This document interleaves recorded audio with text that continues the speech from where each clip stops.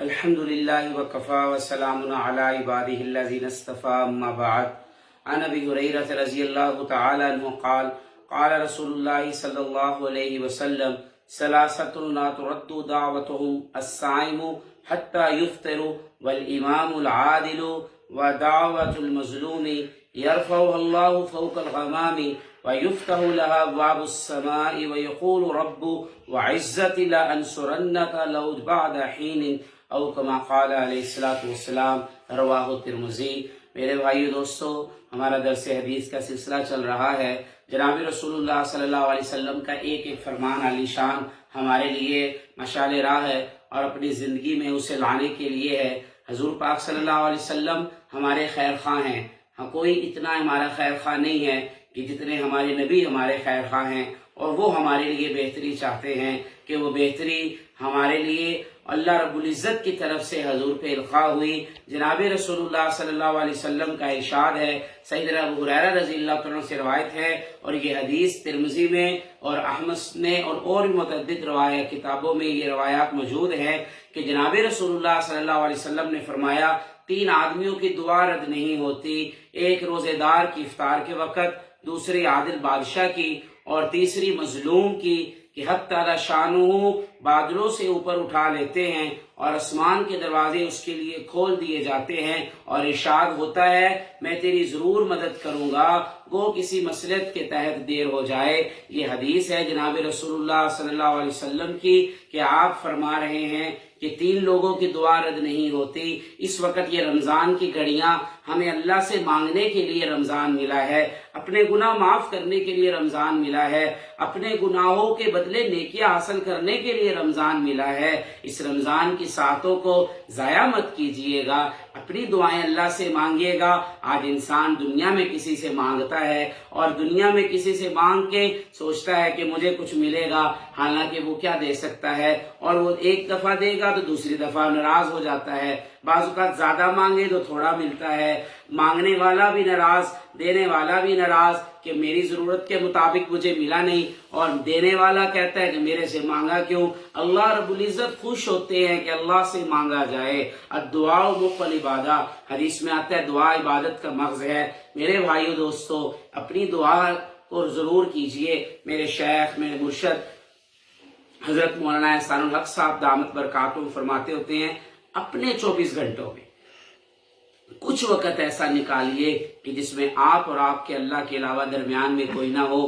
آپ اپنے اللہ کے آگے اپنے دکھ رکھیے، اللہ سے باتیں کیجئے، اللہ سے دعائیں مانگے، وہ تو سن رہا ہے۔ قرآن میں اللہ فرماتے ہیں نبی جی نے کہہ دیجئے میں تو تمہارے شارک سے بھی زیادہ قریب ہوں۔ وہ دعا ہمیں خود کہہ رہا ہے۔ اور رمضان میں تو حدیث میں آتا ہے کہ اللہ کے نبی علیہ السلام نے فرمایا اللہ رب العزت عرش کے فرشتوں کو، عرش کے فرشتے جنہوں نے عرش کو اٹھایا ہوا ہے ان کو کہتے ہیں چھوڑ دو ادھر عرش کو، اپنی اپنی عبادتیں چھوڑ دو اور زمین پہ جاؤ، اور میرے مسلمان بندے جب افطار کے وقت دعا کرے تو ان کی دعا پہ آمین کہو۔ یہ دعا کا وقت ہے۔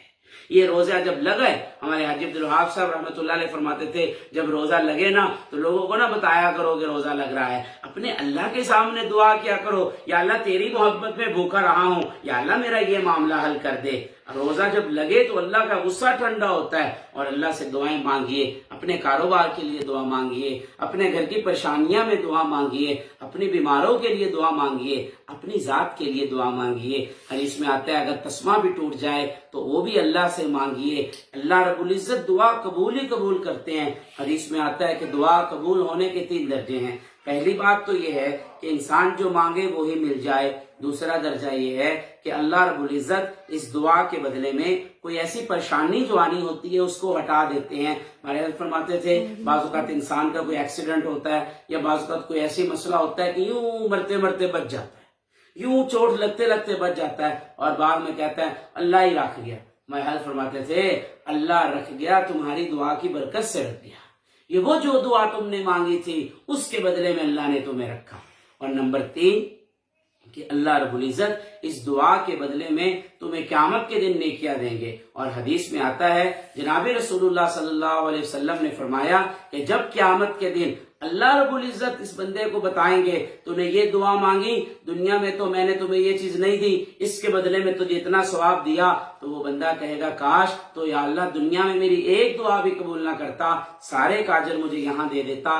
تو خدارا یہ دعائیں مانگنے کا وقت ہے، کہیں ایسا نہ ہو کہ یہ وقت ہم ضائع کر بیٹھیں باتوں میں، گپ شپ لگانے میں اور کاموں میں۔ خدارا یہ افطار کا وقت اور یہ سحری کا وقت، یہ تہجد کا وقت اور سارا دن بھی دعائیں مانگے، چلتے پھرتے اللہ سے مانگتے رہیے۔ حضرت مولانا عبد الرحمن اشرفی رحمۃ اللہ علیہ جامع شرفیہ کے شیخ الحدیث فرماتے تھے عربی کی وہ دعائیں جو اللہ اور اللہ کے رسول نے سکھائی ہیں وہ تو نور ہی نور ہے، اور اگر وہ دعائیں نہ آتی ہوں تو اپنی زبانوں میں اللہ سے مانگیے، اللہ تو ہر کسی کی زبان سنتا ہے، ساری دنیا کے انسان اکٹھے ہو کے اپنی اپنی زبانوں میں مانگے، میرا اللہ ہر کسی کی دعا سنتا ہے اور ہر کسی کی دعا قبول کرے تو اس کے خزانے میں کمی نہیں آتی۔ جناب رسول اللہ صلی اللہ علیہ وسلم دعائیں مانگ رہے ہیں، افطار کے وقت کی دعائیں، ہم کھانے پینے اور انتظامات میں اتنے مصروف ہو جاتے ہیں کہ اس وقت دعا نہیں مانگ پاتے۔ اگر عورتیں کھانے پکانے میں لگی ہوئی ہیں تو وہ کھانے کے ساتھ دعائیں مانگتی رہیں اور مرد وہاں دعائیں مانگتے رہیں۔